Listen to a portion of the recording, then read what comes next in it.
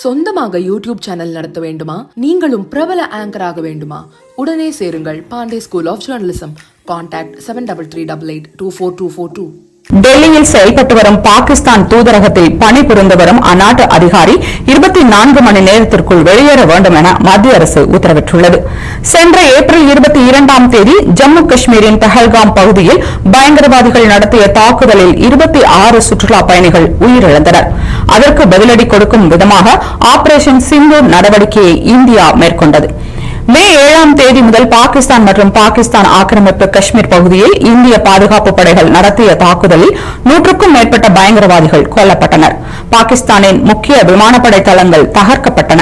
இதையடுத்து பாகிஸ்தானுடன் இனி பேச்சுவார்த்தை நடத்தினால் அது பயங்கரவாத ஒழிப்பு மற்றும் ஆக்கிரமிப்பு காஷ்மீர் பற்றியதாகவே இருக்கும். ரத்தமும் தண்ணீரும் ஒரே நேரத்தில் பாய முடியாது என்று பிரதமர் மோடி ஆவேசமாக பேசியிருந்தார். இந்நிலையில் பாகிஸ்தான் தூதரக அதிகாரி வெளியேற இந்திய அரசு உத்தரவிட்டுள்ளது. அவர் இந்தியாவில் நிர்ணயிக்கப்பட்டுள்ள பொறுப்புகளுக்கு மாறான செயல்களில் ஈடுபட்டதாக தங்களுக்கு தெரியவந்துள்ளதாகவும் அடுத்த 24 மணி நேரத்திற்குள் இந்தியாவில் இருந்து அவர் வெளியேற வேண்டும் எனவும் வெளியுறவுத்துறை அறிவித்துள்ளது. ஏற்கனவே இரு நாடுகளுக்கும் இடையே பதற்றம் நிலவி வரும் நிலையில் மத்திய அரசின் இந்த நடவடிக்கை முக்கியத்துவம் வாய்ந்ததாக பார்க்கப்படுகிறது.